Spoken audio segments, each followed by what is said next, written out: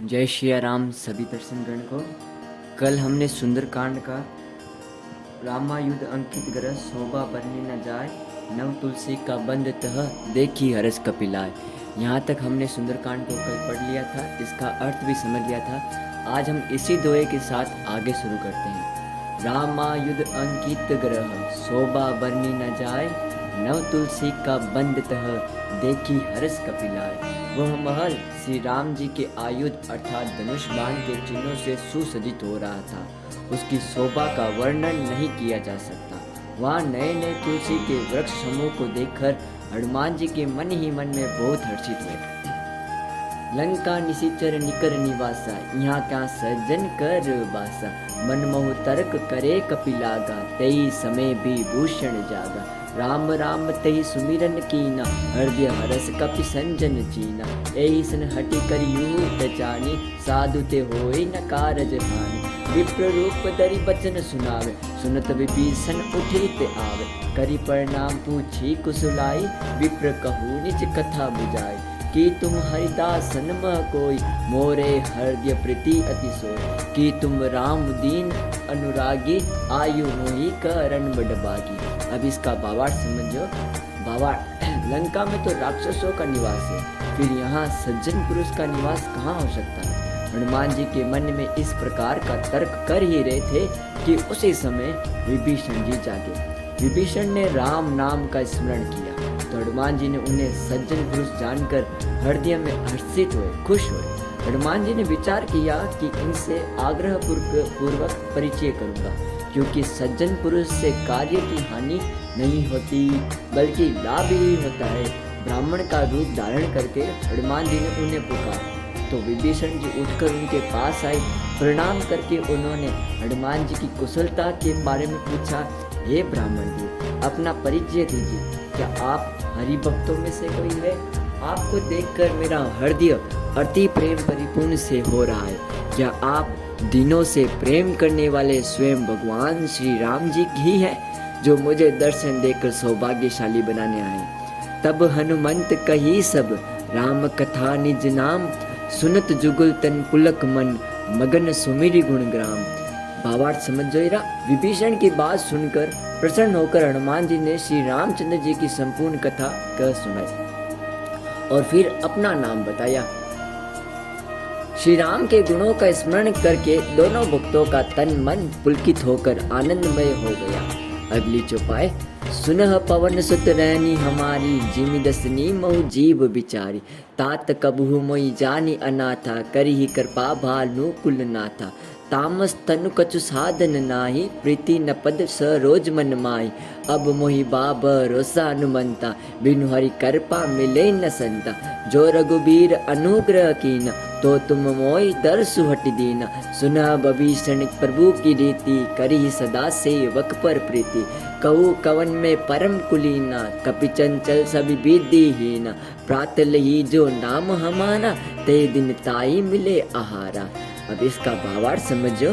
विभीषण बोले, हे पवन सुत्र, मेरे लंका में रहने की बात सुनो।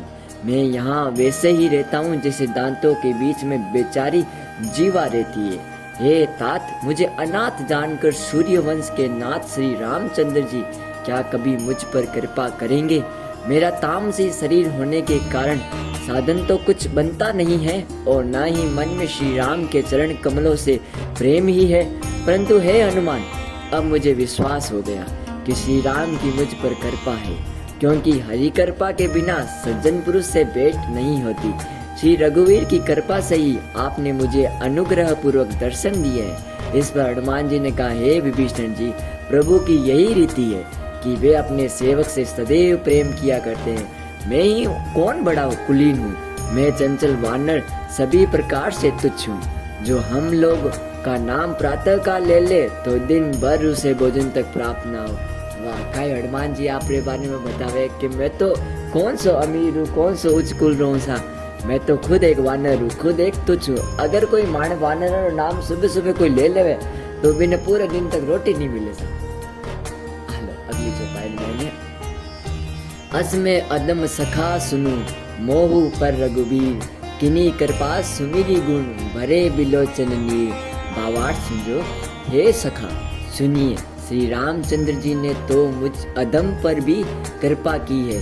भगवान के गुणों का स्मरण करके हनुमान जी ने दोनों नेत्र प्रेमाशुओं से भर गए। आय हाय, भगवान जो नाम लेता ही हनुमान जी राखिया रमाई ने प्रेम आंसू आ जाए। अगलो चौपाई सुनजो। जान तो ही अस स्वामी बिसारी, फिरी ते काहे न होई दुखारी। यही विधि कहत राम गुण ग्रामा, पावा अनिबी राचिस विश्रामा। पुनि सब कथा विभीषण गई, जय विधि जनक सुना सुतात रही। तब हनुमंत कहा सुन भ्राता, देखी चयु जानकी माता।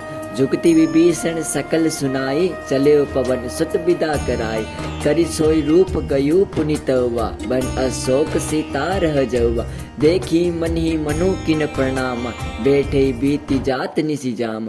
कृष्णनुशीस जटा एक बेनी, जपते हृदय रघुपति गुण सेनी। जो व्यक्ति यह सब जानते हुए भी ऐसे स्वामी का विस्मृत करके भटकते फिरते हैं, वे दुखी क्यों ना हो। इस प्रकार श्री राम के गुणों का वर्णन करते हुए उन्होंने अनिर्वचनीय शांति प्राप्त की। इसके बाद विभीषण जी ने हनुमान जी को श्री जानकी जी के बारे में बताया, यानी सीता माता के बारे में बताया सब कि वे लंका के किस प्रकार में रहती है। वह सुनकर हनुमान जी ने कहा, हे भाई, मैं जानकी माता के दर्शन करना चाहता हूँ। विभीषण ने जानकी माता के दर्शन की सभी युक्तियाँ बताई तो हनुमान जी ने उनसे विदा लेकर अपना पहले वाला जो मत्स्य रूप था वो धारण करके उस ओर प्रस्थान किया, जहाँ अशोक वाटिका में सीता जी राक्षसियों के पैरे में रहती थी।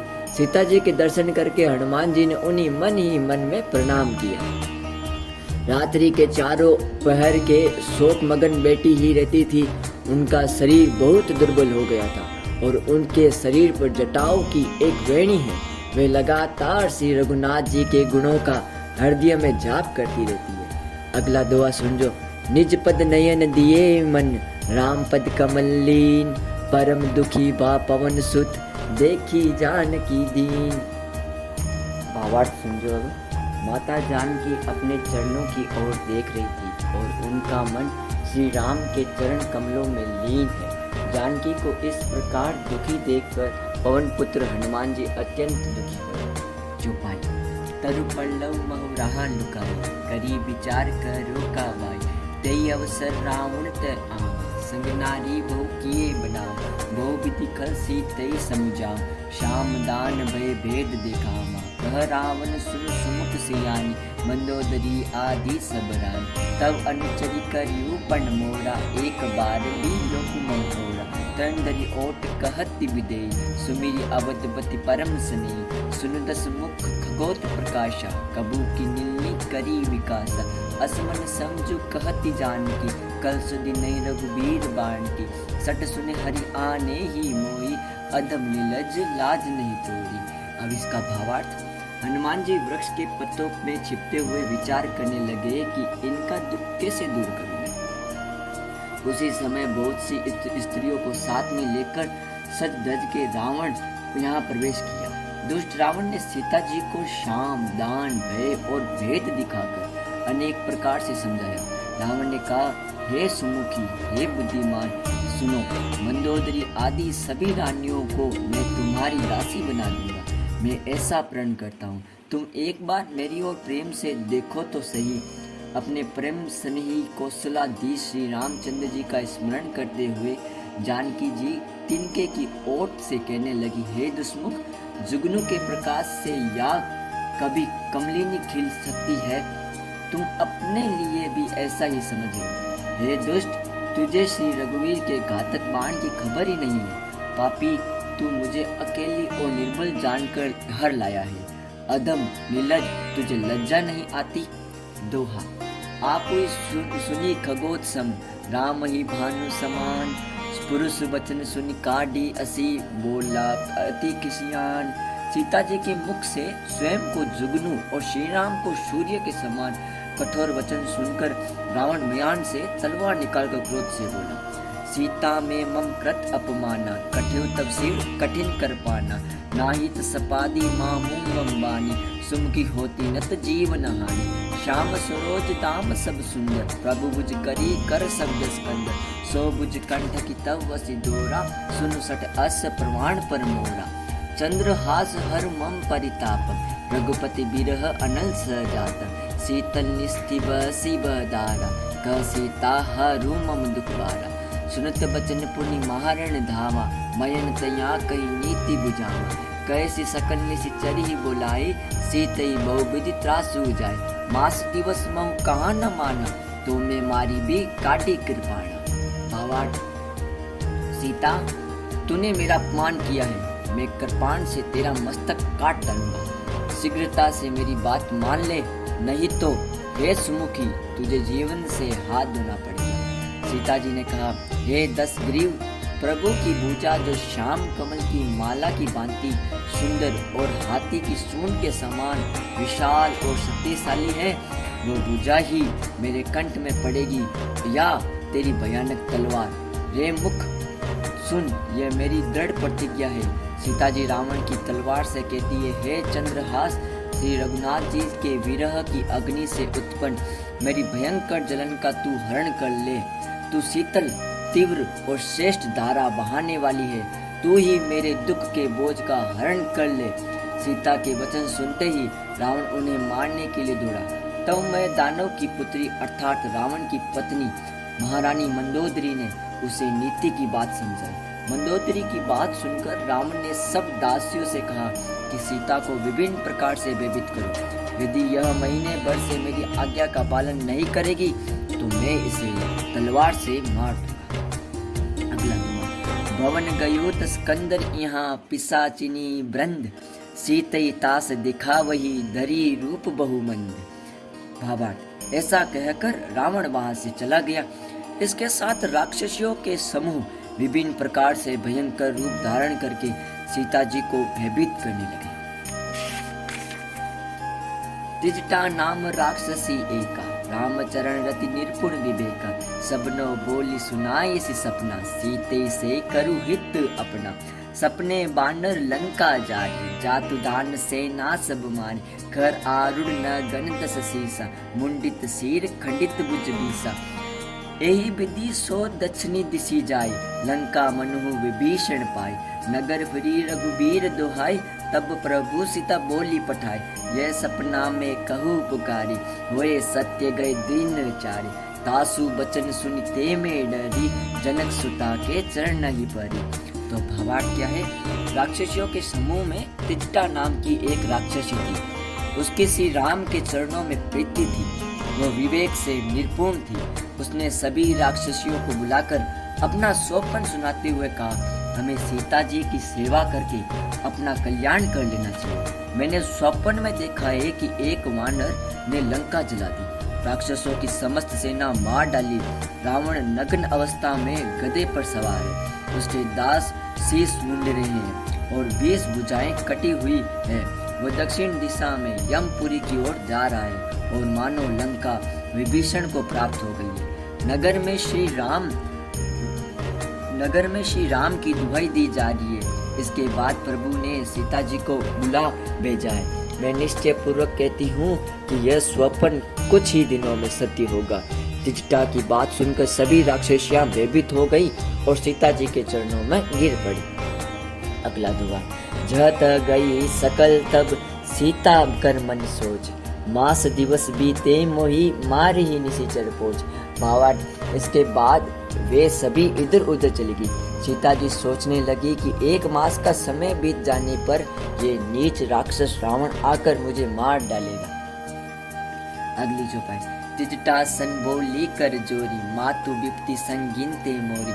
तजो दे कर रूप बेगी उपाय, दसु बिरु अब सही नहीं जाए। आनी काठ रच चीता बनाई, मानतु अनल पुनि देह लगाए। सत्य कर ही मम प्रीति सियानी, सुने को स्वर्ण सूल समबानी। सुनत बचन गद प्रहि गद गही समुझाए, प्रभु प्रतापल सुध सुनाई सी। निसिन अलल मिनी सुन सुकुमारी, अस कई सो निज भवन सिधारी।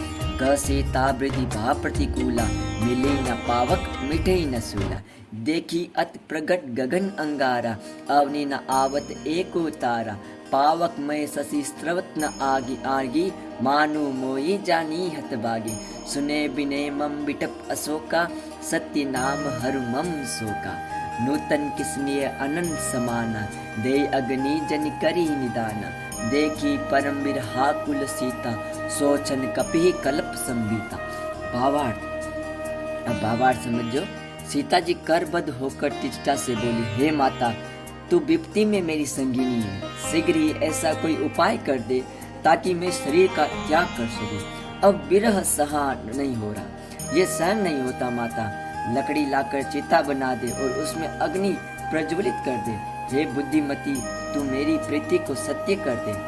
तब अब रावण की सूल के समान दुखदायी वाणी मुझसे नहीं सुनी जाती। सीता जी की बात सुनकर तिजटा ने उसके चरण पकड़ लिए और उन्हें समझाते हुए प्रभु श्री राम का प्रताप, बल, सुयुद्ध सुनाया। तिजटा ने सीता से कहा, हे सुकुमारी, अब रात्रि में अग्नि नहीं मिलेगी। ऐसा कहकर तिजटा अपने घर चली गई।